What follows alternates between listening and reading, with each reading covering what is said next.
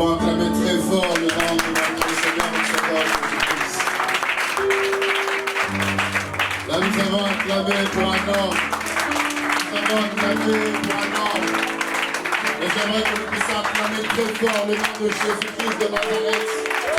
Le Seigneur des Seigneurs, celui qui a vaincu la mort, celui qui est sorti victorieux le troisième jour, le seul qui a laissé la tombe vide, le seul qui peut parler et les vies sont changées. Jamais homme n'a parlé comme cet homme de Galilée. Lorsqu'il dit un mot, la chose arrive. Une parole de sa part, les choses changent. Alléluia. Il est Seigneur dans les cieux, sur la terre et même sous la terre. Il est celui dont le nom surpasse tout autre nom. En son nom, tout genou fléchit. Je dis en son nom, tout genou fléchit. Tout au long confesse qu'il est Seigneur. Dans les cieux, sur la terre et même sous la terre. Le diable sait que Jésus est Seigneur.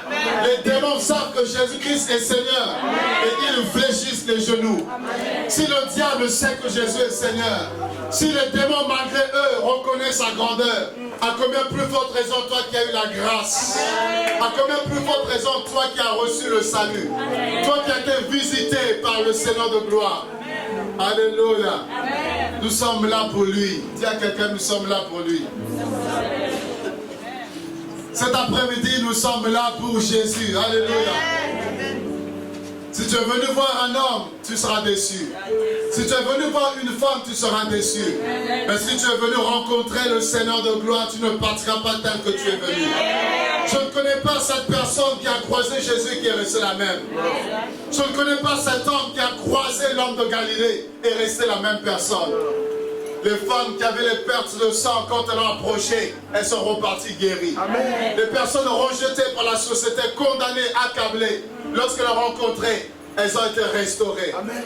Les possédés étaient délivrés. Amen. Les malades étaient automatiquement guéris. Amen. Parce que Jésus-Christ est un homme extraordinaire. Amen.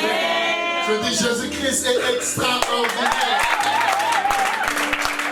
Laissez-moi vous dire une chose. L'homme a marché, les hommes ont marché sur la lune, mais cela n'a rien changé à nos vies.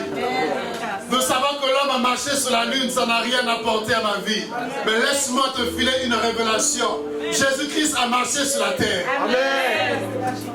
L'homme a marché sur la lune, mais ça n'a pas changé ta vie. Mais Jésus-Christ marchant sur la terre, les vies ont été transformées. Jésus-Christ marchant sur la terre, les vies ont été changées, bouleversées.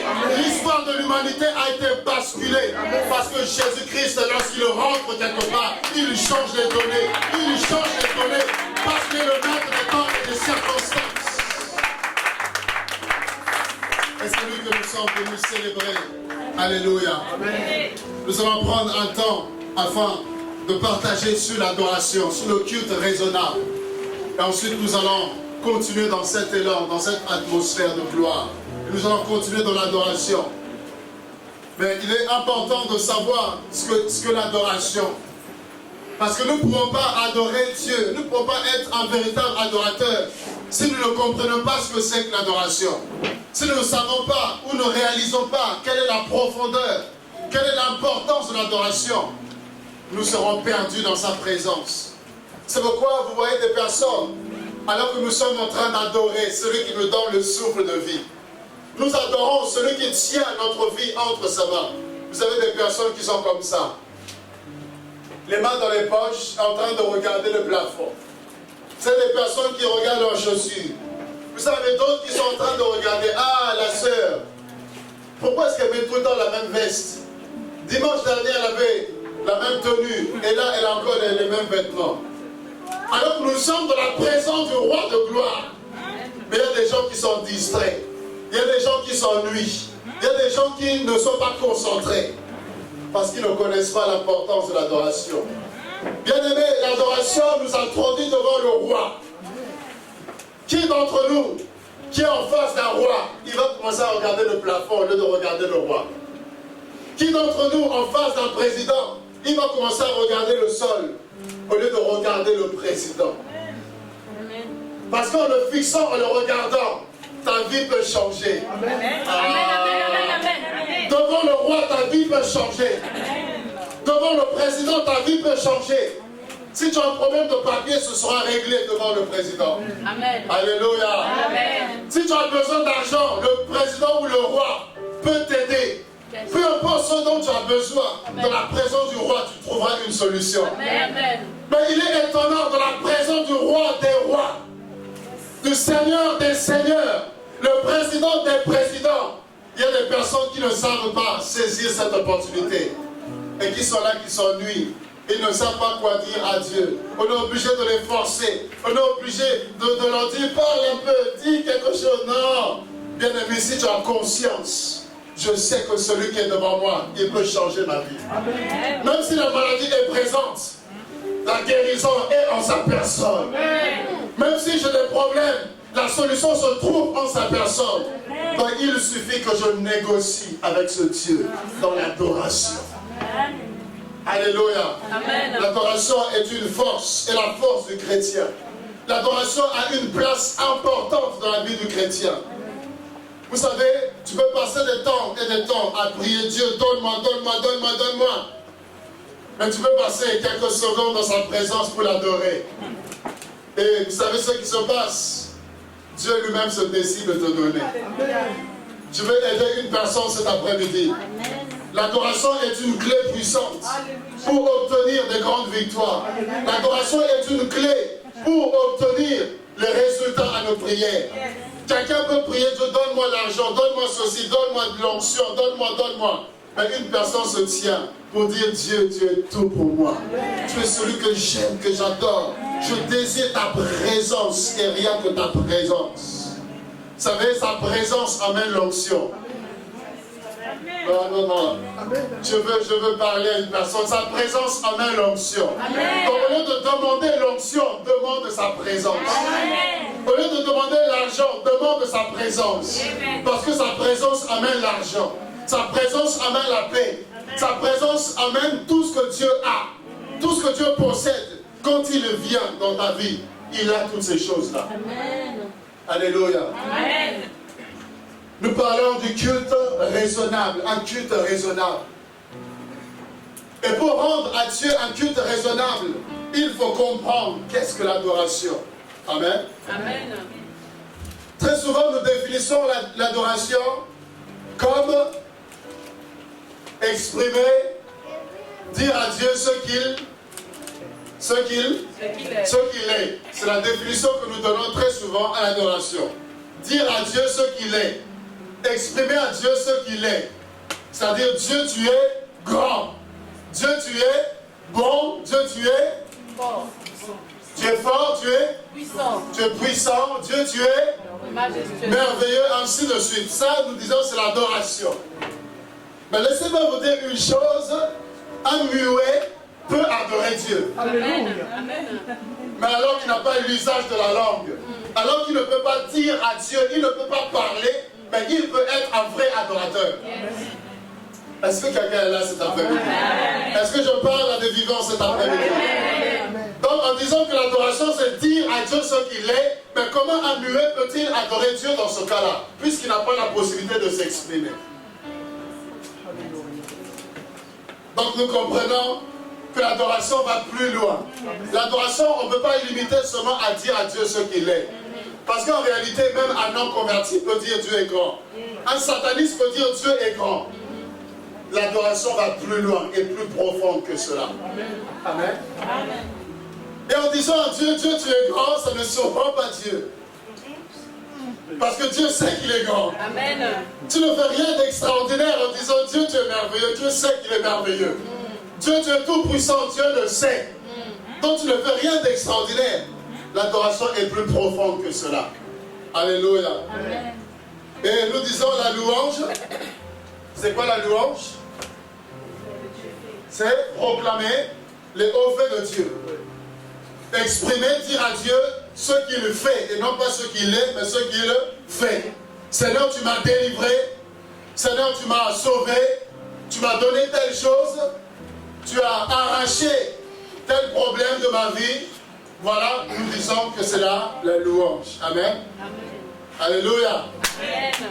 Ce n'est pas faux tout cela, mais j'aimerais que nous allons un peu plus loin. Amen. Amen. Et encore, nous disons un chant qui est calme, un chant doux, un chant, n'est-ce pas, qui est slow.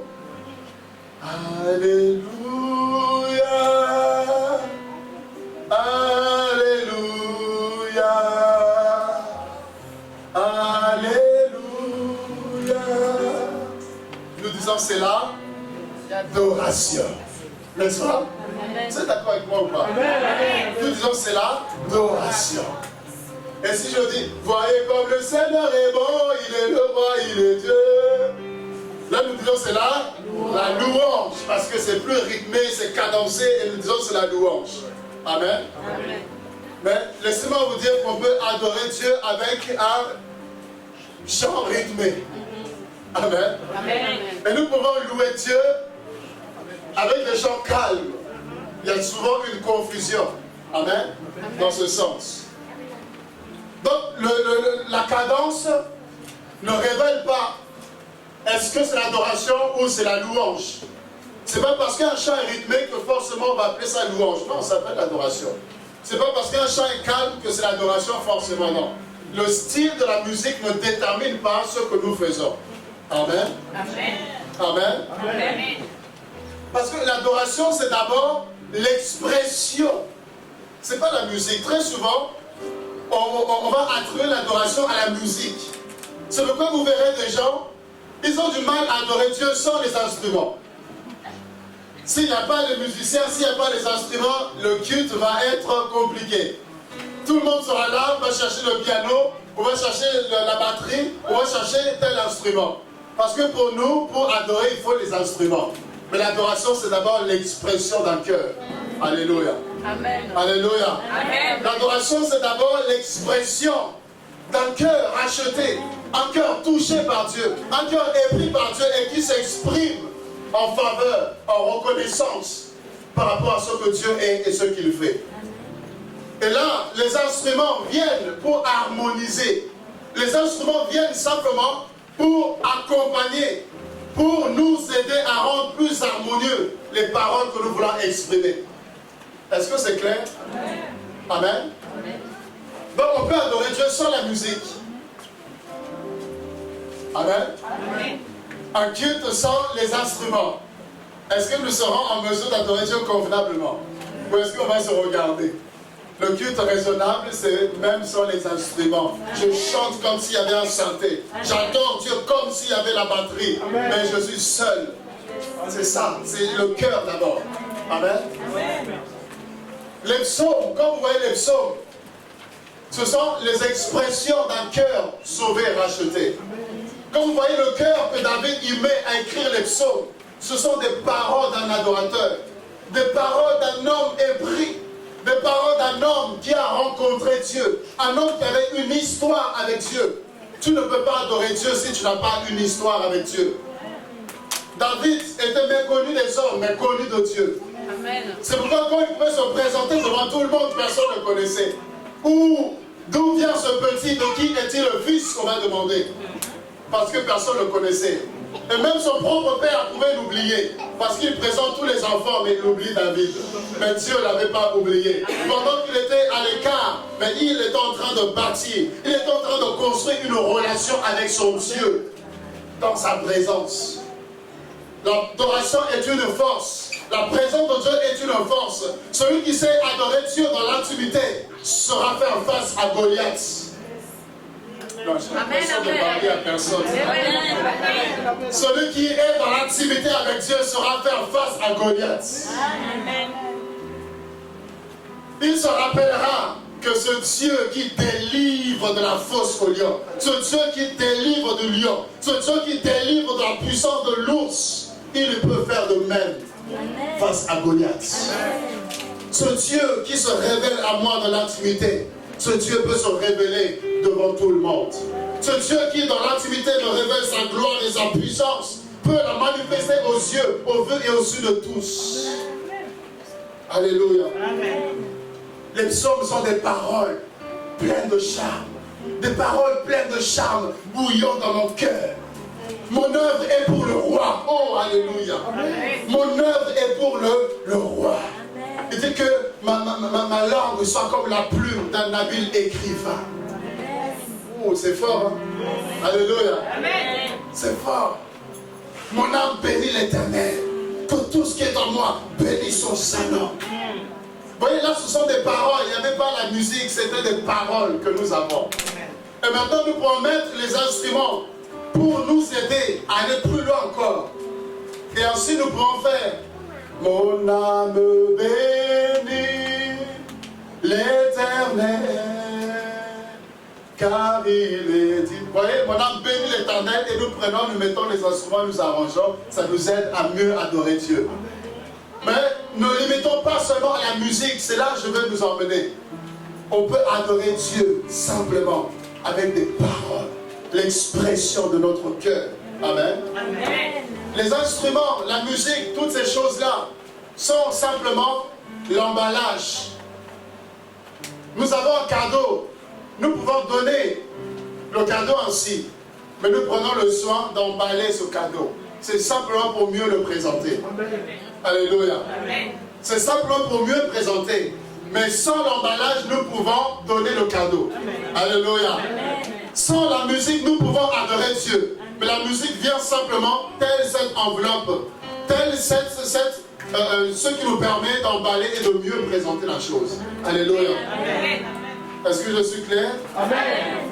L'adoration, le mot adorer en latin, il y a deux mots, ora, qui signifie prononcer un plaidoyer, une formule rituelle, une prière.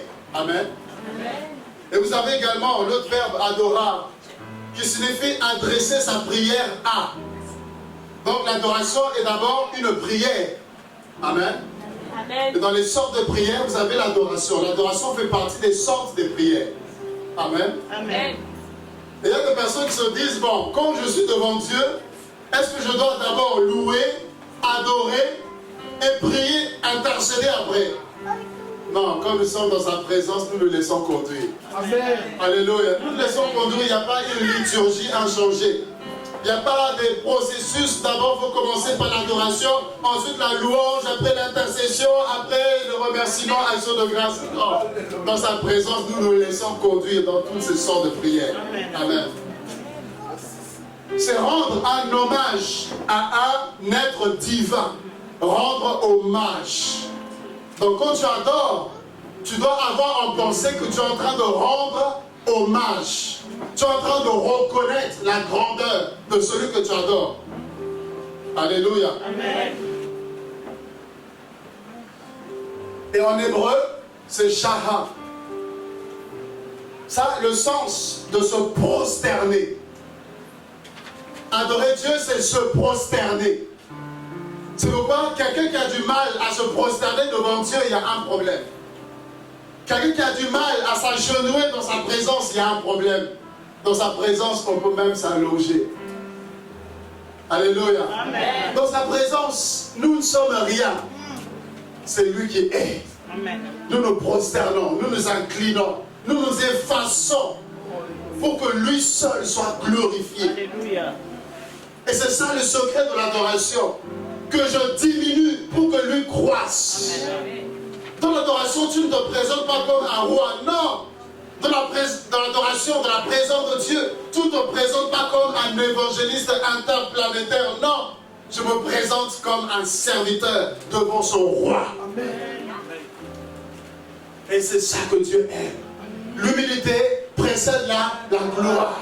Plus tu t'humilies, tu t'abaisses dans sa présence, plus Dieu agrée ta vie. Dieu agrée l'expression de tes paroles. Dieu agrée ton être. Et Dieu va commencer lui-même à élever. Parce qu'il aime la gloire, l'adoration. Amen. Amen. Se prosterner, s'incliner, ou encore se jeter face contre terre. Se jeter face contre terre. Je peux être grand, mais je reconnais qu'il est plus grand que moi. Amen. Donc je peux me prosterner sans problème. Je peux m'allonger sans problème. Alléluia. Amen. Et regardez dans Genèse 18, le verset 2. Genèse 18, le verset 2. J'aimerais qu'une personne puisse m'aider pour la lecture, s'il vous plaît. Pour qu'on puisse essayer d'aller rapidement. Il y a tellement de choses à dire, tellement de choses à parler sur l'adoration. Et 2 jours ne sont pas suffisants. Mais on va essayer par la grâce de Dieu de comprendre l'essentiel sur l'adoration. Si une personne peut venir, s'il vous plaît, m'aider dans la lecture. Genèse 18, verset 2. Genèse 18, verset 2, il est dit, il leva les yeux et regarda, et voici 3 hommes étaient debout près de lui. Quand il les vit, il courut au-devant d'eux, depuis l'entrée de sa tente, et se prosterna en terre. Ah, il fait quoi? Il se prosterna à terre. C'est ça le sens de l'adoration. Se prosterner, se jeter face contre terre, devant une personne que nous reconnaissons comme étant supérieure à nous. Alléluia. C'est pourquoi les orgueilleux ne peuvent pas adorer Dieu. Mais les hommes peuvent facilement adorer Dieu. Parce qu'ils n'ont pas de problème à se rabaisser, parce qu'ils se considèrent comme étant rien. Mais quelqu'un qui est orgueilleux, il se tiendra debout alors qu'il va être à genoux. Alléluia. Le roi est assis. Comment toi tu peux être debout ou assis alors que le roi ne t'a pas dit de s'asseoir? Le roi est assis. Toi tu te présentes à genoux. Vous pensez que vous pouvez approcher le roi n'importe comment? Un président, un roi de ce monde peut l'approcher n'importe comment, n'importe quelle manière, de n'importe quelle façon. Non. Avant de t'asseoir, il faut qu'il t'invite à pouvoir t'asseoir. Alléluia. Amen. Exode 34, verset 8.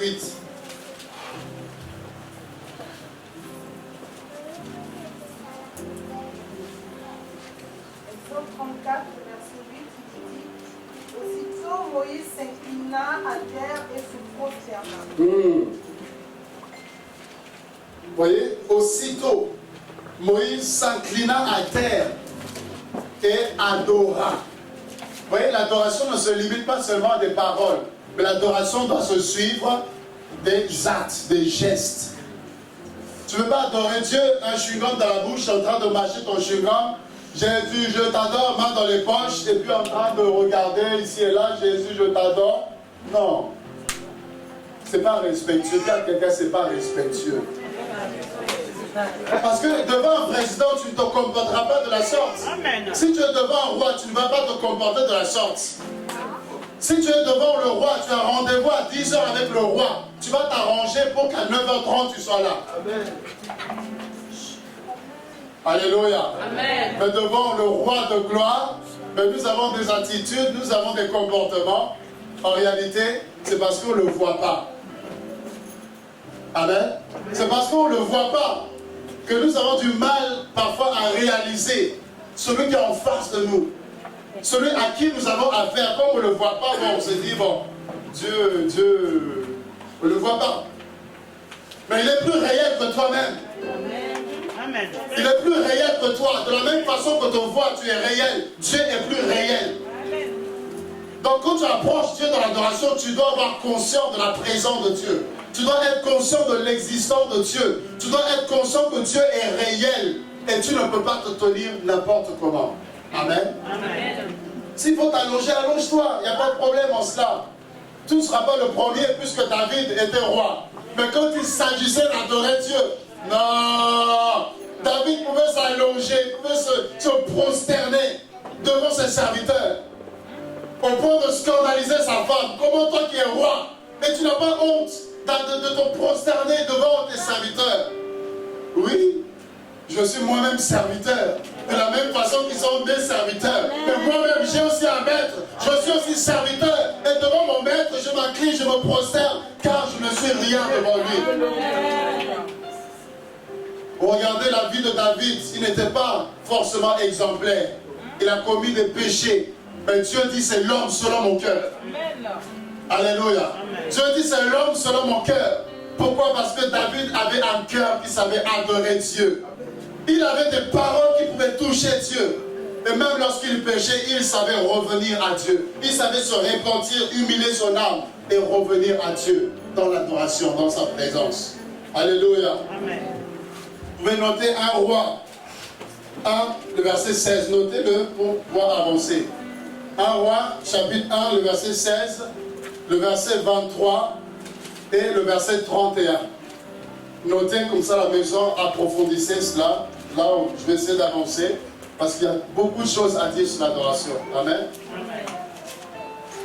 Et vous verrez ici dans ces 4 passages, on nous parle donc des personnes qui se sont prosternées, jetées face contre terre dans l'adoration. Donc l'adoration, ce n'est pas seulement les paroles, mais il faut que ta vie soit en accord avec ce que tu chantes. Il faut que ton être soit en harmonie avec ce que tu es en train de dire. Et les gestes doivent suivre. Amen. C'est très important. Le Nouveau Testament utilise le terme en hébreu toujours proskuneo. Dans le Nouveau Testament, vous retrouvez, puisqu'on parle d'adoration, on parle de proskuneo. Proskuneo signifie simplement prendre ses vers. Et kuneo signifie embrasser la terre. Donc on voit l'action de se prosterner vers la terre. Pour embrasser la terre, qu'est-ce qu'il faut faire? Il faut se prosterner, il faut s'incliner, il faut s'abaisser. Voilà le verbe que la Bible emploie pour parler de l'adoration. C'est-à-dire s'abaisser, s'incliner. Et c'est ça l'adoration. C'est ça l'attitude d'un adorateur. Il s'abaisse pour que Dieu soit élevé. Amen. L'importance de l'adoration. Quelle est l'importance de l'adoration? Quelle est la valeur que tu donnes, tu accordes à l'adoration dans ta vie? Bien aimé, l'adoration est une chose très, très capitale pour l'homme. Parce que tu as été créé pour adorer. Qui le sait? Amen. Dis avec moi, j'ai été créé pour adorer. J'ai été créé pour adorer. Vous avez des hommes qui adorent les femmes. Alléluia. Amen. Vous avez des hommes qui adorent le chocolat. D'autres qui adorent l'argent. Qui adorent les plaisirs de ce monde. Qui adorent les voitures. Dis avec moi, ils adorent. Ils adorent. Amen. Amen. Parce que l'homme a été créé pour adorer. Mais je vais ajouter le Créateur, le Dieu d'Abraham, d'Isaac et d'Israël. Dieu nous a créés pour l'adorer. Mais malheureusement, il y a des hommes qui adorent autre chose. C'est-à-dire l'adoration est détournée. Et on va le voir tout à l'heure. Amen. Amen. Tu as été créé pour adorer Dieu. Les anges ont été créés pour adorer Dieu. Et vous verrez que les anges ne font que adorer le Seigneur. Amen. Saint, saint, saint est l'Éternel des armées. Toute la terre est pleine de ta gloire. Ésaïe, lorsqu'il a vu dans Ésaïe 6, quand il a vu la révélation de Dieu, les séraphins qui étaient là, regardez, ils se cachaient. Regardez l'attitude qu'ils ont pris dans la présence de Dieu. Les séraphins ne sont pas là, Dieu, oh, on se connaît, ça fait depuis des années, des siècles qu'on se connaît. Non, on ne s'habitue pas à Dieu. Dieu ne sera jamais ton ami. Même quand Dieu dit qu'il est ton ami, il n'est pas ton ami. Alléluia. Amen. Même quand il dit qu'il est ton ami, c'est pas parce qu'il est ton ami que tu vas commencer à vivre dans le péché et dire que Dieu est mon ami, dans tous les cas j'irai au ciel. Non, l'ami est juste également. Amen. Les séraphins, dans sa présence devant Dieu, ils ne se tiennent pas n'importe comment. La Bible dit qu'ils ont 6 ailes. Et dans les 6 ailes, il y en a 2, ils se cachent le visage. Parce que Dieu est tellement glorieux qu'ils n'osent pas le regarder face à face, qu'ils n'osent pas le fixer. Parce que sa gloire est telle qu'ils doivent se couvrir, se protéger devant la présence de Dieu. Et Ésaïe a vu, ils adoraient saint, saint, saint. Et l'Éternel des armées, toute la terre est pleine de ta gloire. La terre est pleine de ta gloire. Ils adorent Dieu, ils adorent Dieu, ils adorent Dieu, ils adorent Dieu. Les anges le glorifient. Alléluia. Amen. Vous imaginez depuis le temps qu'ils sont avec Dieu. Ils ne cessent d'adorer Dieu, ils ne se fatiguent pas de l'adorer. Nous faisons 1 heure d'adoration et nous sommes fatigués. Nous passons 1 heure dans sa présence, on commence à regarder la montre. Et on cherche un moyen de sortir. Parce que 1 heure c'est trop, vous comprenez. Mais les anges, c'est éternellement qu'ils adorent Dieu. Alléluia. Et ils ne se fatiguent pas. Pourquoi? Parce que plus ils adorent Dieu, plus Dieu se révèle. Plus ils le glorifient, plus Dieu se révèle à eux.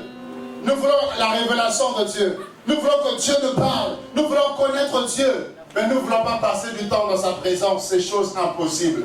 Plus tu passes du temps dans la présence de Dieu, plus tu le connaîtras. Plus tu seras avec Dieu, plus sa présence émanera de ta personne. Plus tu adoreras le Seigneur, plus sa gloire sera sur toi. Amen. Avance. Plus tu es avec les brebis, tu sentiras les brebis. Plus tu es avec les boucs, tu sentiras les boucs. Tu n'auras pas besoin de dire que j'étais avec les boucs, mais l'odeur des boucs imprégnée sur toi sentira et dira que tu étais. Plus tu es dans la présence de Dieu, plus on verra Dieu au travers de ta vie. Tu n'auras pas besoin de crier, de dire je suis un homme, une femme de Dieu. Non! Sa présence fera la différence. Tu te tiendras, tu adoreras. Tu te tiendras, tu parleras. Sa présence te chargera de faire le reste. Et les démons qui sont là, ils partiront. Parce que dans sa présence, la délivrance s'opère. La maladie cherchera où partir. Parce que sa présence amène le règne de Dieu. La présence de Dieu amène son règne. Et quand Dieu règne, la maladie ne peut pas régner. Il n'y a jamais deux rois sur un trône. Il n'y a jamais deux rois sur un trône. Il y a un roi qui va rester. Et quand Dieu vient pour établir son règne, quand Dieu vient pour siéger, le diable ne peut plus régner. Là où le diable régnait, il ne peut plus régner. Parce que le roi est venu. Et le diable fléchira. La maladie fléchira. Les démons fléchira. Tes problèmes fléchiront. Parce que le roi règne. Alléluia. Alléluia. Le roi règne. L'adoration amène le règne de Dieu. L'adoration est tellement importante. Tu as été créé pour cela. Nous avons été créés pour l'adorer. Imaginez-vous que le diable, dans Matthieu 4, il approche Jésus dans la tentation. Et il dit par rapport à l'adoration, il lui dit ceci. Amen. Amen. Regardez, l'importance, la valeur que le diable attache à l'adoration. Il vient vers Jésus, il lui propose un marché. Il lui montre la gloire de ce monde. Il lui montre les royaumes de ce monde, les puissants de ce monde. Il lui dit quoi? Si tu veux, je te les donne. La gloire, le succès, l'argent, tous les biens de ce monde, si tu veux, je te donne. Et qu'est-ce qu'il demande en retour? Si tu te prosternes devant moi, je te les donne. Ok, posons-nous 2 secondes, posons la balle à terre. Étudions un peu le marché. Le diable dit la gloire, l'honneur, la puissance, c'est-à-dire tout ce que tu veux, l'argent, la richesse, la notoriété, le succès. Moi, je peux te donner. En retour, toi, tu me donnes quoi? L'adoration. C'est-à-dire, tu te prosternes et tu m'adores. C'est tout ce que je demande. Mais est-ce que le marché est équitable? Humainement parlant, est-ce que c'est équitable? Qui est perdant dans l'histoire? Le diable est perdant. Alléluia. Mais le diable n'est pas quelqu'un qui aime perdre. Parce que quand il t'attaque, même s'il a perdu, il va revenir. Parce qu'il n'aime pas perdre. Donc s'il propose un tel marché, il sait qu'il est gagnant. Mais comment est-ce qu'il peut être gagnant? Juste par la prosternation d'une personne. C'est parce que le diable connaît la puissance de l'adoration.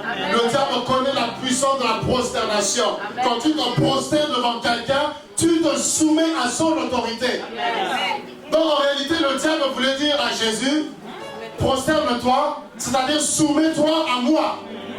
Et si Jésus se prosterne, ben, il se met sous l'autorité du diable. Et le diable a autorité maintenant sur Jésus-Christ de Nazareth. Alléluia. Amen. C'est pourquoi Jésus dira non. Tu adoreras le Seigneur ton Dieu et lui seul. Tu te prosterneras devant lui et lui seul. Et le diable propose ce marché à beaucoup de chrétiens, à beaucoup de serviteurs de Dieu, à beaucoup de chantres, de musiciens, à beaucoup des enfants. Prosterne-toi, adore-moi. Et je te donne le succès, je te donne la gloire. Et nous voulons la gloire, nous voulons le succès, nous voulons être connus, acclamés des hommes. Et nous prenons et nous nous prosternons devant le diable. Et le diable a main mise sur nous. Et c'est lui qui règne et nous sommes soumis. Et quand le diable règne, il n'y a plus la puissance, il n'y a plus la gloire. On peut chanter tous les cantiques, mais il n'y a plus la gloire de Dieu. Il n'y a plus la présence de Dieu. Pourquoi? Parce que Satan règne. Jésus a refusé parce qu'il a compris le secret de l'adoration. Quand tu te prosternes, tu places la personne devant qui tu te prosternes au-dessus de toi. Il devient supérieur à toi. Alléluia. Amen. Est-ce que c'est clair? Amen. Regardez avec moi le sens véritable d'un culte raisonnable. Nous parlons du culte raisonnable. On va voir dans la Bible qu'est-ce que le culte raisonnable. Qu'est-ce que le culte que Dieu aime, que Dieu agrée. Apocalypse, chapitre 4, le verset 10. Le culte raisonnable. Être de véritables adorateurs. Quelqu'un peut lire Apocalypse 4, le verset 10. Apocalypse 4, le verset 10, il est dit: les 24 vieillards se prosternent devant celui qui est assis sur le trône, et ils adorent celui qui vit au siècle des siècles, et ils jettent leur couronne devant le trône en disant: tu es digne, notre Seigneur et notre Dieu, de recevoir la gloire et l'honneur et la puissance, car tu as créé toutes choses, et c'est par ta volonté qu'elles existent et qu'elles ont été créées. Amen. Amen. Les 24 vieillards font quoi? Ils se prosternent devant celui qui est assis sur le trône. Ils sont des vieillards, mais ils ne regardent pas à leurs cheveux blancs, mais ils se prosternent devant Dieu. Parce que dans la présence de Dieu, même si tu as 90 ans, tu es enfant de Dieu. Amen. Amen. S'il y a des gens qui s'estiment trop grands pour se prosterner quand même, vous comprenez que non. Dans la présence de Dieu, même 70 ans, tu es enfant devant sa présence. Amen. Les 24 veillards, ils ne regardent pas. Ils ne tiennent pas compte de ceux qu'ils sont, de la position qu'ils occupent. Mais dans le culte raisonnable, c'est Dieu seul qui est élevé. Amen. C'est Dieu seul qui est élevé. Amen. Alléluia. Amen. C'est ainsi qu'ils se prosternent et ils adorent Dieu. Et ils ne se limitent pas seulement à adorer Dieu. Ils ne se limitent pas seulement à parler. Dieu, tu es grand. Dieu, tu es saint. Et ça, c'est la définition que nous donnons de l'adoration. Dire à Dieu ce qu'il est. Tu es merveilleux. Tu es bon. Tu es ceci. Tu es cela. Dieu, je t'aime. Oui. Oui. Mais l'adoration va plus loin. Le culte raisonnable t'amène à aller plus loin. Non seulement tu adores Dieu par tes paroles, mais regardez, ils font quoi ensuite? Ils adorent Dieu, mais qu'est-ce qu'ils font? Ils jettent leur couronne devant le trône. Ils jettent leur couronne. Alléluia. C'est ça l'adoration. Alléluia. Amen. Je l'adore. Tu es grand, tu es merveilleux. Mais l'adoration va plus loin. Ils prennent leur couronne. Ils jettent cela devant Dieu. Qu'est-ce que la couronne? C'est la gloire. C'est leur honneur. C'est tout ce qu'ils sont. Tout ce qu'ils représentent. Leur fierté. Ils jettent tout devant Dieu. Ils déposent tout devant le Seigneur. Pour dire, tu mérites la gloire. Ça dit, je suis couronné. Parce qu'ils sont couronnés. Amen. Amen. Ils ont des couronnes. Mais ils jettent leur couronne devant le roi de gloire. Pour dire, nous ne méritons pas d'être couronnés, c'est toi qui dois être couronné. Et on te donne ces couronnes. Il y a un renoncement. L'adoration implique un renoncement à soi-même. Un renoncement à qui tu es. À ce que tu es, tu ne représentes rien devant Dieu. Tu renonces à la gloire. Les hommes peuvent t'acclamer. Mais tu prends ces acclamations, tu dis Dieu, je ne mérite pas d'être acclamé. C'est toi qui dois recevoir ces acclamations. Amen. Les gens disent que tu es un grand homme de Dieu, une grande femme de Dieu.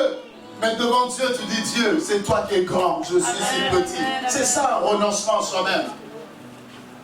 Alléluia. Amen. L'adoration est importante. L'adoration dans le culte véritable a une place importante. Et Dieu est au centre. Et Dieu attend de toi un renoncement. Pas seulement des lèvres.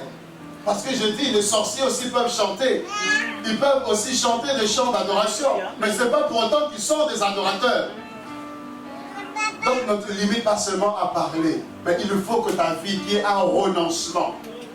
C'est-à-dire, Dieu, je peux faire telle chose, mais je renonce à cela parce que je t'aime. Amen. Je peux aller en boîte de nuit, je peux mener une telle vie. Je peux me livrer à tel plaisir, mais je renonce à cela pour que tu sois glorifié, pour que ton nom soit sanctifié. Je renonce à tel plaisir, je renonce à telle chose, je renonce pour que toi tu sois élevé, pour que ma vie soit un parfum devant toi. Je renonce au péché pour te plaire. C'est ça l'adoration. Il y a un renoncement. Tu dois renoncer au péché. Tu dois renoncer aux abominations, renoncer à tout ce qui ne plaît pas à Dieu pour lui être agréable. Pour que ta présence, dans sa présence, soit un moment d'intimité où Dieu est heureux de te voir dans sa présence. Alléluia. Amen. Et donc, et là ils disent, à notre Dieu reçoit la gloire, l'honneur, la puissance, car toutes ces choses ont été créées par toi et c'est pas ta volonté qu'elles ont été créées. Lisons avec moi le chapitre 5, verset 14. Et les quatre êtres vivants disent Amen. Et le vieillard se prosterne et adorèrent Dieu. Le chapitre 7, verset 11. Et tous les anges se tenaient autour du trône, les vieillards et les quatre êtres vivants. Ils se prosternent sur leur face devant le trône et ils adorèrent Dieu. Ils se prosternent devant Dieu pour l'adorer. Le chapitre 11, verset 16. Et les 24 vieillards qui étaient assis devant Dieu sur leur trône tombèrent face contre terre et ils adorèrent Dieu. Alléluia. On nous annonce ici que les 24 vieillards ont aussi des trônes. Ils ont non seulement des couronnes, mais ils ont eux aussi des trônes. Mais quand ils sont devant Dieu, ils quittent leur trône. Amen. Alléluia. Amen. Amen. Ils ne sont pas assis sur leur trône avec leur couronne et Dieu est assis aussi sur son trône avec les couronnes et puis ils se regardent. Donc qui adore qui? Non. Non, non, non. De l'adoration, même si je suis élevé, mais devant Dieu, je suis petit, je m'abaisse. Amen. Parce que si je suis élevé, c'est peut-être vis-à-vis des hommes. Mais vis-à-vis de Dieu, je ne serai jamais au-dessus de lui. Amen. Donc je suis toujours dans une position, je dois l'adorer. Amen. Amen. Ça, c'est le culte véritable. Il y a un renoncement. Un renoncement. En réalité, quand vous voyez le mot adoration, à partir de maintenant, commencez à comprendre que ce n'est pas seulement de chanter, non. L'adoration est un sacrifice. Dites avec moi un sacrifice. Sacrifice. Amen. Amen. Vous prenez Genèse 22. Dieu demande à Abraham de sacrifier son fils. Abraham prend Isaac, il l'emmène sur le mont de Morija. Et quand ils arrivent là, Isaac demande, il y a le feu, il y a le bois, mais où est l'agneau? Où est l'instrument? Où est l'animal qui doit être sacrifié? Et vous verrez qu'Abraham va dire ceci, moi et l'enfant, il dit au serviteur, vous restez ici, moi et l'enfant, nous allons adorer. Abraham part sacrifier son enfant, il part faire un sacrifice, mais il dit, nous allons adorer. Donc Abraham identifie le sacrifice à l'adoration. Il appelle l'adoration le sacrifice. Donc l'adoration est un sacrifice. Alléluia. Amen. Tu ne peux pas adorer Dieu sans sacrifice. Amen. Amen. Au fond, ça va? Amen. Ça va? Amen. On ne peut pas adorer Dieu sans sacrifice. Donc dans ce sacrifice-là, même si c'est 2 heures, mais c'est un sacrifice. Je veux le faire parce que je l'aime. Je veux le glorifier. Et je ne regarde plus au temps. C'est un sacrifice. Il y a des choses que tu feras pour Dieu. Ça va étonner les hommes. Mais comment tu peux faire? Comment les gens sont étonnés? Mais c'est parce que je l'adore que je peux me sacrifier autant. Il est ma passion. Quelqu'un qui est passionné, il est prêt à tout pour sa passion. Il est prêt à beaucoup de sacrifices pour sa passion. Mais nous disons aimer Dieu, mais nous ne sommes pas prêts à faire des sacrifices. Bien aimé, ce n'est pas possible. Le sacrifice. Vous lisez Genèse 4. Caïn, Abel, 2 frères. qui ont offert un sacrifice. Ils ont adoré Dieu. Les deux ont adoré Dieu. Mais Dieu a créé l'offrande de Abel et non pas celui de Caïn. Pourtant les deux ont sacrifié. Les deux ont adoré Dieu. Mais vous verrez que Dieu a agréé l'offrande d'Abel. Pour dire quoi? Il y a adoré et adoré. Amen. Il y a sacrifice et sacrifice. Alléluia. Amen. Ça veut dire, il y a une façon, il y a une manière d'adorer et de plaire à Dieu. D'être un sacrifice vivant, saint et agréable. Amen. Un sacrifice agréable. Et Abel a offert un sacrifice agréable. Pourquoi? Parce que Abel a mis Dieu en première place. Alléluia. Amen.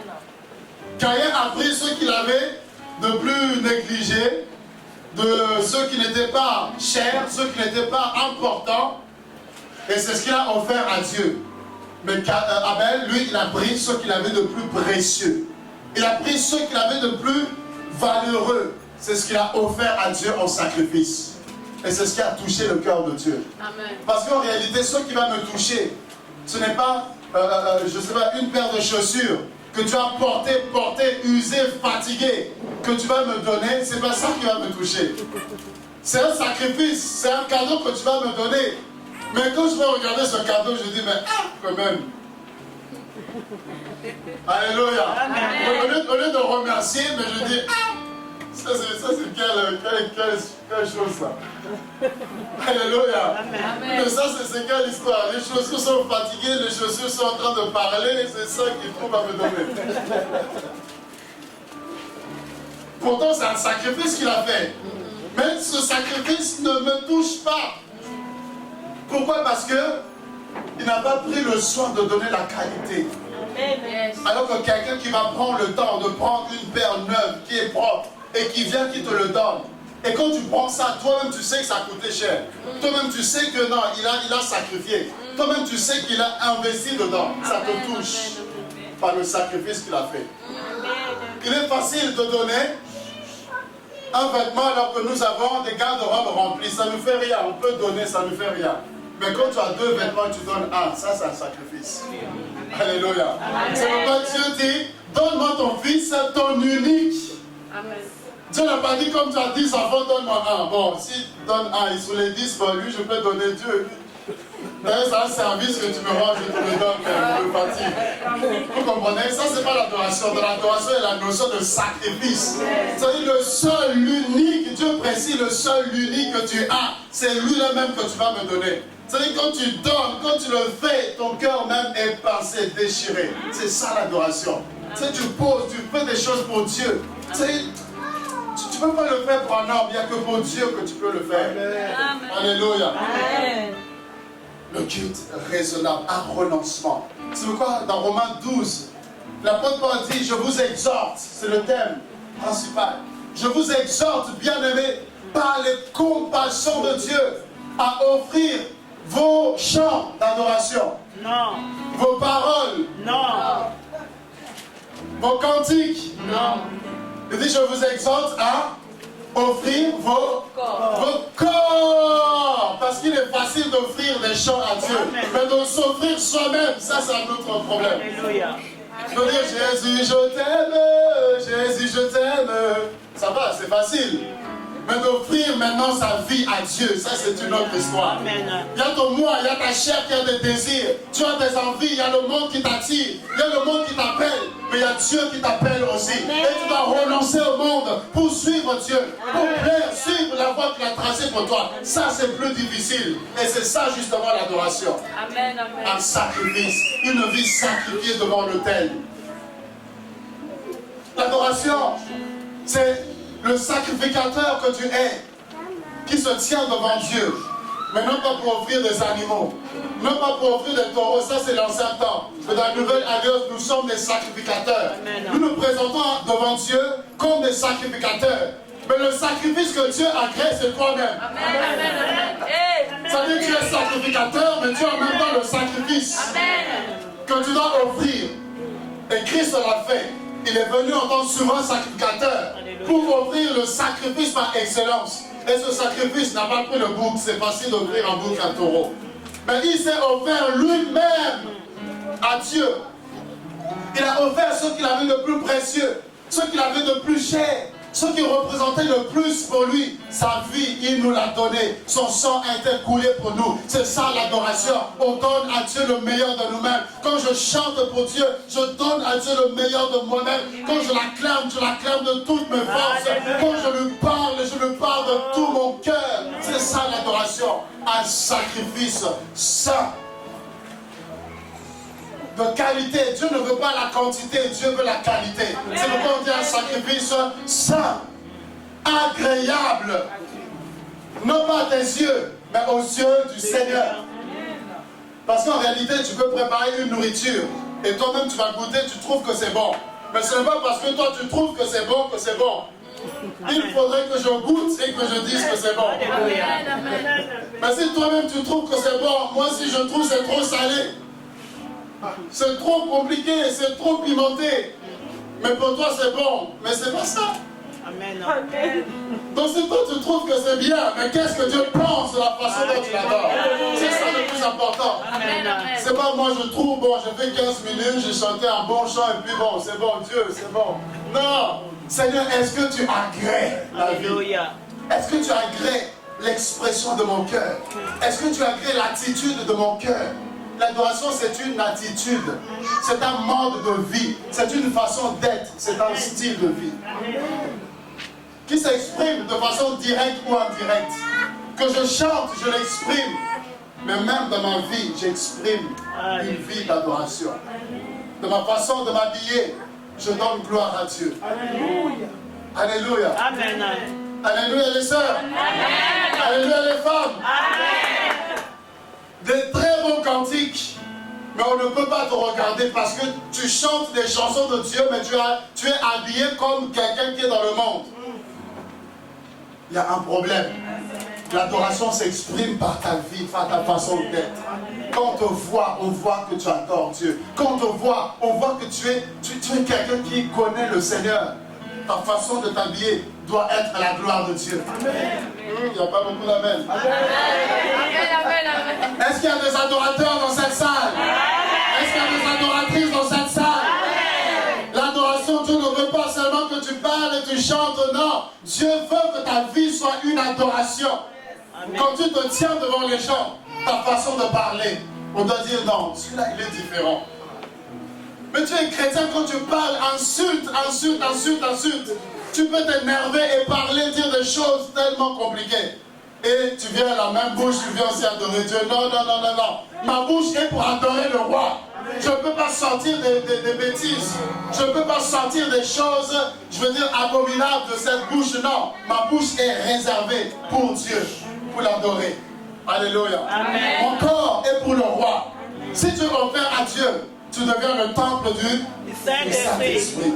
La Bible dit, prendrai-je les membres de Christ pour en faire le corps ou les membres d'une prostituée? Non, loin de là, j'appartiens à Christ. Même si la femme la plus belle vient se présente à moi, j'appartiens à Christ. Je dirais non. Alléluia. Parce que je peux voir ta beauté, mais je vois celui que j'adore. Il est plus beau que toi. Tu as des yeux bleus, mais lui, c'est sûr, des flammes de feu. Les yeux verts, mais lui, il a les 7 yeux. Il voit toutes choses. Il est glorieux. Quelle que soit ta démarche, mais lui, quand il marche, la terre loue sa sainteté. Quand il pose le pied, la nature reconnaît que c'est le roi de gloire. Même sur la mer, pose le pied, la mer reconnaît que pardon. Si c'était quelqu'un d'autre, je serais avalé. Si c'était une autre personne qui se serait noyée là sur l'instant, mais celui qui pose le pied, c'est mon créateur. Si j'existe, c'est grâce à lui. Alors je me soumets. Tapis rouge, roi, marche. Et Jésus marche sur l'eau. Et quand il marche, les hommes commencent à l'adorer. Mais qui est cet homme? Non, c'est un fantôme. Si le fantôme peut marcher, à combien plus forte raison Jésus peut marcher sur les eaux? Alléluia. C'est ça l'adoration.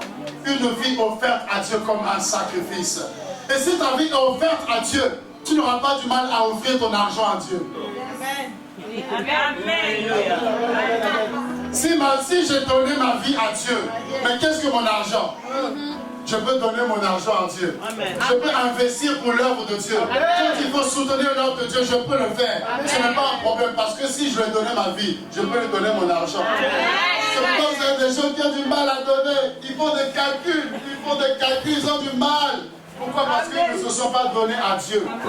Il faut d'abord qu'ils se donnent à Dieu et ensuite on n'aura pas besoin de forcer. Si l'œuvre de Dieu manque, je viens, je soutiens. Si un frère est dans le besoin, je peux l'aider. Parce que ma vie est donnée à Dieu, je ne m'appartiens plus. Mon temps, je peux donner mon temps à Dieu. Alléluia. S'il faut prier 2 heures, je peux donner mon temps à Dieu puisque je lui ai donné ma vie. Mon temps, tout ce qui est à moi, je peux l'offrir à Dieu. Alléluia. Le culte raisonnable. Offrir ton corps tel des sacrifices. S'offrir à Dieu. Et là, non seulement tes chants, mais ta vie également exprime la grandeur de Dieu. C'est ça le culte raisonnable. Je ne peux pas chanter Dieu, tu es saint, tout en vivant dans le péché. Non, il y a un problème. Tu n'es pas un vrai adorateur. Quand je dis Dieu, tu es saint, je réalise la sainteté. Et il faut que ma vie soit en accord avec ce Dieu de gloire. Donc je dois m'éloigner du péché pour que quand je chante, tous les anges louent sa sainteté. Alléluia. Je le vis et je ressens cette sainteté. Parce que je la vis, ce ne sont pas des slogans. Il est difficile de parler des choses que nous ne vivons pas. Parce que nous allons faire semblant. Mais quand on parle de ce qu'on vit, c'est tellement beau, c'est tellement glorieux. Quand je dis Dieu est tout-puissant, je sais de quoi je parle. Amen. Je sais de quoi je parle. Je ne tremble pas devant les situations. Je ne tremble pas devant les problèmes. Parce que je sais que celui que j'attends est tout-puissant. Quand je dis l'Éternel est bon, Dieu est bon. Même si je n'ai pas mangé là, maintenant, mais je sais que Dieu est bon. Si je n'ai pas mangé, je vais jeûner au nom de Jésus. Et je sais que Dieu est bon. Au temps favorable, même le corbeau viendra pour me donner la nourriture. Parce que Dieu est bon. Le culte raisonnable. Nous nous oublions, nous nous effaçons. Nous nous offrons à Dieu tel des sacrifices. Mes mains sont pour le roi. S'il faut l'acclamer, je n'hésiterai pas à le faire. Mes pieds sont pour le roi. S'il faut danser, je ne vais pas danser, je ne sais pas quoi. Je ne vais plus danser comme je dansais auparavant. Il y a des gens qui dansaient dans le monde comme pas possible. Moi, je dansais. Amen. Amen. Moi, je ne peux pas m'asseoir. Dès qu'on mettait la musique, il fallait que je danse. Mais à combien plus forte raison pour le roi de gloire? On va danser. Alléluia. À combien plus forte raison on peut acclamer son nom de roi de gloire?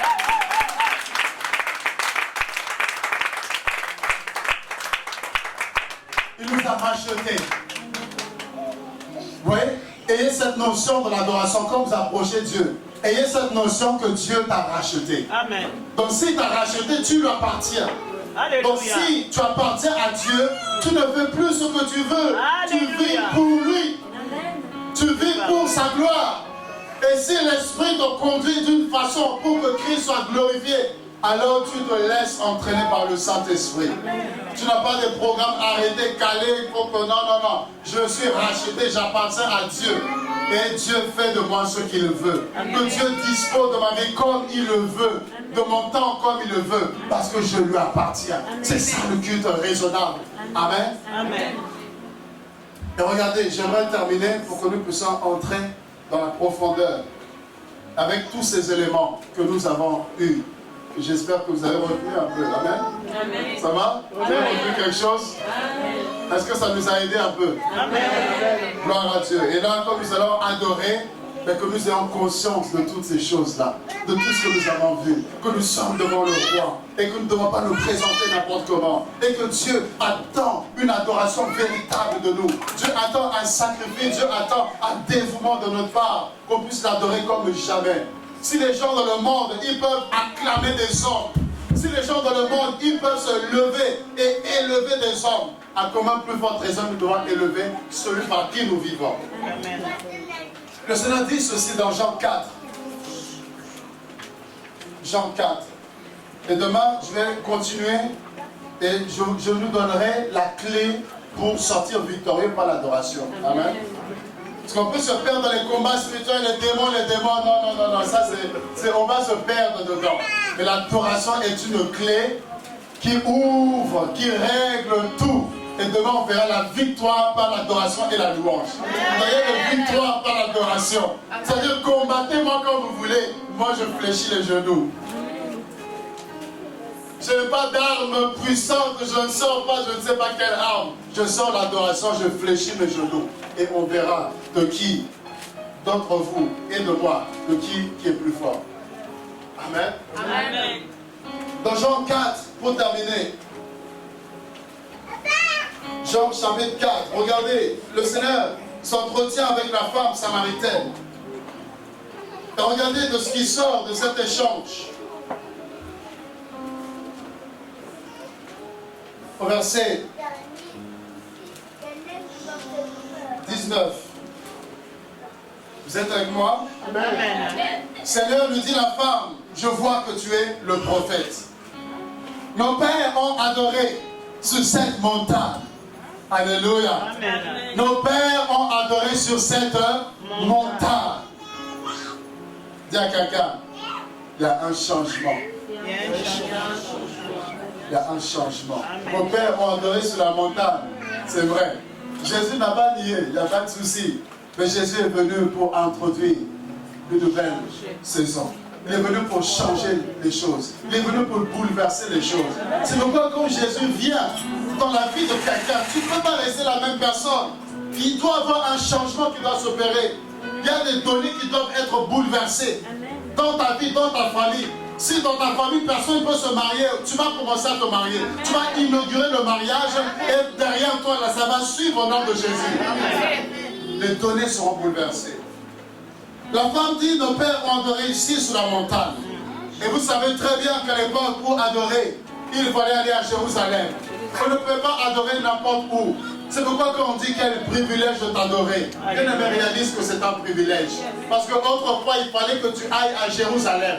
Il fallait que tu ailles dans le temple obligatoirement pour l'adorer. Et la femme dit sur cette montagne pour l'adorer. Et regardez, et vous dites qu'il faut adorer à Jérusalem. Femme lui dit Jésus, alléluia. Crois-moi, l'heure vient où ce ne sera ni sur cette montagne, ni à Jérusalem que vous adorez le Père. Alléluia. Alléluia. Vous voyez ici, il fallait faire des kilomètres et des kilomètres pour aller, simplement pour adorer. Il fallait se déplacer.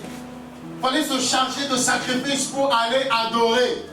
Mais Jésus annonce, Jésus prophétise. Jésus est en train de nous révéler quelque chose d'important. Il dit, ce ne sera ni sur la montagne, ni à Jérusalem que vous allez adorer. L'heure vient. Il est dit, le verset 22, vous adorez ce que vous ne connaissez pas. Dis à quelqu'un ce que vous ne connaissez pas. Laissez-moi toucher un petit point ici. Vous adorez ce que vous ne connaissez pas. Raison pour laquelle il y a des gens qui s'ennuient dans la présence de Dieu. Il y a des gens qui viennent au culte, mais ils ne savent même pas pourquoi ils sont venus. On a l'impression qu'ils sont venus accompagner quelqu'un. C'est parce qu'ils ne connaissent pas Dieu. Parce que celui qui connaît Dieu ne peut pas manquer de mots dans sa présence. Celui qui connaît Dieu, je n'ai pas besoin que tu me pousses à l'adorer, à regarder ce qu'il a fait pour moi. Quand je regarde à son amour, quand je regarde le fait que je respire, je peux l'adorer. Je n'ai pas besoin d'attendre d'être millionnaire pour l'adorer. Je n'ai pas besoin qu'on me pousse pour l'adorer. Je suis conscient de qui il est pour moi. Et je peux l'adorer. Alléluia. Vous adorez ce que vous ne connaissez pas. Raison pour laquelle vous ne l'adorez pas correctement. Raison pour laquelle quand il pleut, vous n'êtes pas là. Quand il neige, ah, il y a la neige, vous comprenez, il y a la neige. Mais la neige ne t'empêche pas de partir au travail. Mais la neige t'empêche d'aller adorer Dieu. C'est pas bizarre un peu? Si tu aller au travail, malgré la neige, tu vas au travail. Mais quand il s'agit de Dieu, ah, il y a la neige. Les enfants ne t'empêchent pas d'aller au travail. Mais quand il s'agit de Dieu, ah, les enfants. Parce qu'en réalité, nous ne connaissons pas Dieu. Notre niveau d'adoration dépend de notre niveau d'intimité avec Dieu. Alléluia. Plus je connais Dieu, plus je l'adore. Plus j'ai une relation avec Dieu, plus je m'offre à lui. Alléluia. vous adorez ce que vous ne connaissez pas. La révélation produit l'adoration. Amen. Amen. Donc quelqu'un qui a du mal à adorer, il faut d'abord qu'il arrive à recevoir Christ. Il faut qu'il ait une révélation. Il faut qu'il y ait une rencontre avec Christ. Là, il sera un vrai adorateur. Alléluia. Est-ce qu'il y a de véritables adorateurs ici? Amen. Pour être un vrai adorateur, bien aimé, c'est la rencontre avec Jésus-Christ. C'est la révélation que tu as de lui qui fera de toi un adorateur. Amen. Vous verrez dans Daniel, lorsqu'il a reçu des révélations fortes de la part de Dieu, il s'est prosterné pour adorer. C'est parce qu'il y a eu révélation, il y a eu rencontre. Dans Apocalypse 19, Jean était apôtre. Jean était un homme de Dieu. Jean a marché avec Christ, mais l'ange est venu. L'ange a donné des révélations à Jean. Jean s'est prosterné. Jean s'est incliné devant l'ange pour l'adorer.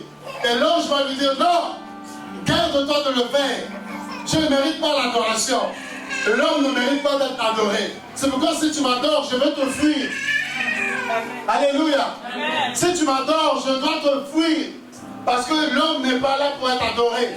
Et les anges ne sont pas là pour être adorés. Seul Dieu mérite l'adoration. Jean a voulu adorer l'ange, mais l'ange lui a dit, garde-toi. Non, ne le fais pas. Je suis ton compagnon de service. Toi, adore Dieu. Adore Dieu. Qu'est-ce qu'il a poussé à adorer? C'est la révélation qu'il avait reçue. Amen. Donc je comprends par là que la révélation produit l'adoration.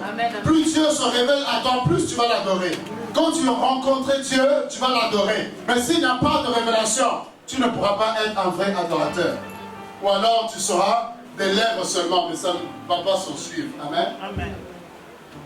Nous adorons ce que nous connaissons car le salut vient des Juifs. Mais l'heure vient, est elle déjà venue. L'heure vient, est elle déjà venue. Où les vrais adorateurs, alléluia. Amen. La Bible parle de moi ici. Amen. Je vois qu'elle parle de moi seule. L'heure vient où les vrais adorateurs adoreront le Père. Donc s'il y a des vrais adorateurs, c'est qu'il y a des faux aussi. Amen. Amen. Les vrais adorent le Père. Ils n'adorent pas les hommes. Ils n'adorent pas les voitures.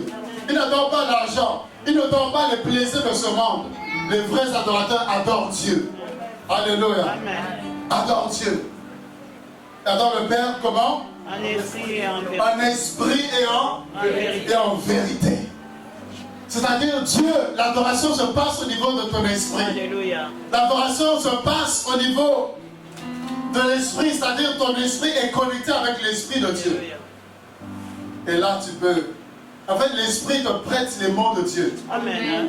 C'est-à-dire un homme ordinaire peut sortir des paroles extraordinaires. Yes. Si tu peux exprimer des choses, même à ta femme, tu as du mal à exprimer ça. Parce que l'esprit de Dieu connecté à ton esprit te rend capable de dire des paroles pleines de charme. Des paroles qui touchent, qui élèvent, qui célèbrent le Seigneur. Amen. Amen. En esprit et en vérité.